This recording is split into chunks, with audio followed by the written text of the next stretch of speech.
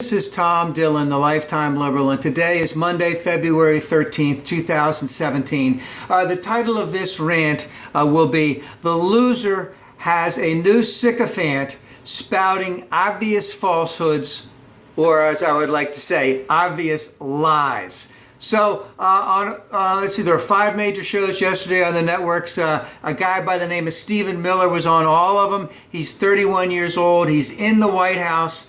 I do believe that he had worked for Jeff Sessions before that, has been in Congress, in the halls of Congress for some time.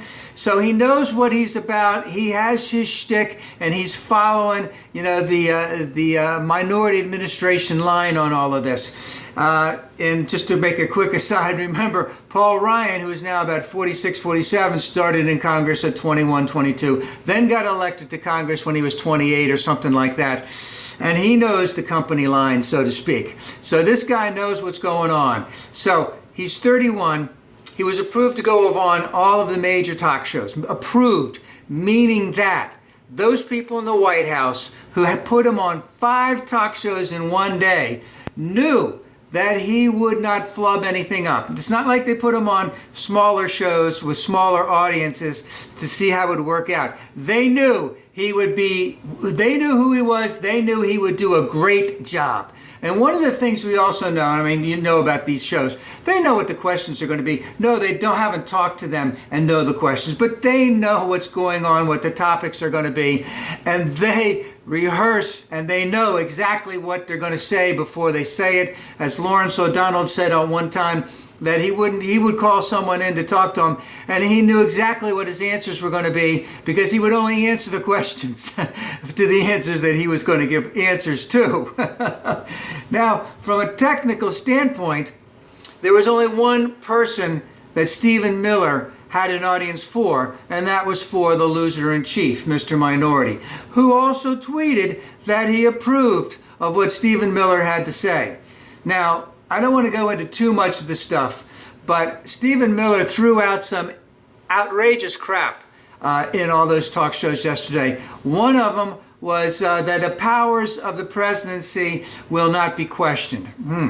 That voter fraud is a serious problem in the United States when they've shown zero evidence for it. And of course, they go back to some study from 2012 where the authors of the study say, no, that's not what we had in mind.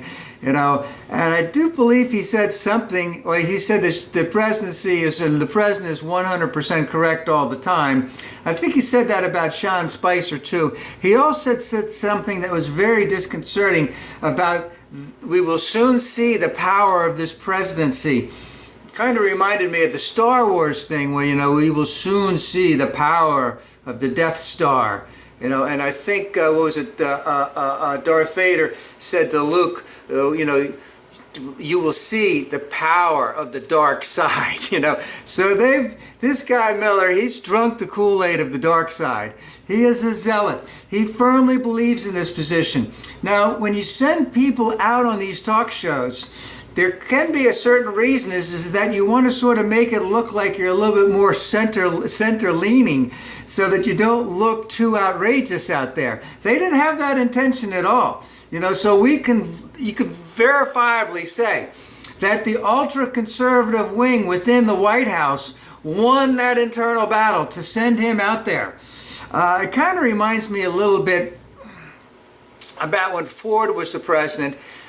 Dick Cheney would have been 32 years old. I think Rumsfeld would have been 36, 37, something about that. They were sort of running the White House. And then Rumsfeld became Secretary of Defense, which he then again went in with Bushy.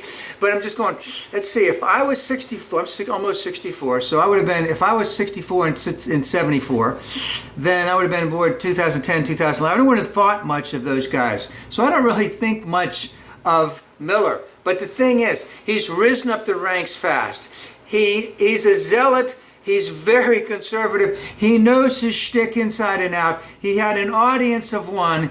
You know, the people, the powers behind that put him in from the White House, they won that internal struggle in the White House because there was only one person that needed approval, and that was the loser in chief. And he approved.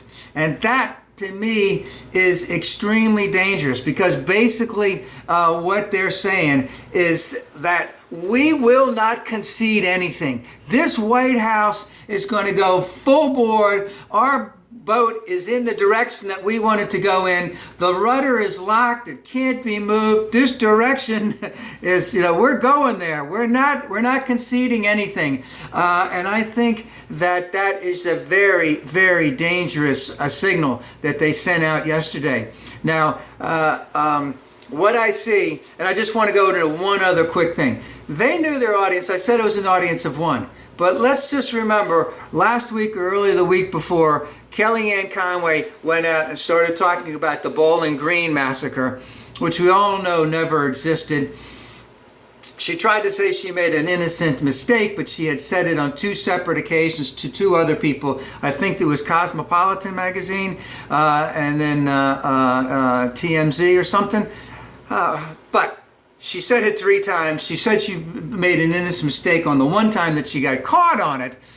But the polling was done, and 51% of the Republicans who follow Trump believe that that actually happened.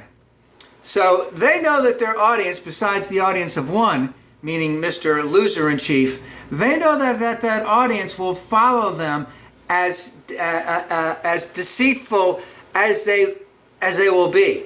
As disingenuous as they will be, as lying liars they will be. I think that we're heading, and we will not, and they will not concede anything. Full bore ahead. So this Muslim thing, something else is going to come out, and it's going to be bad. So I think we're heading into what I would call unconstitutional Crazyville, and it will be getting worse.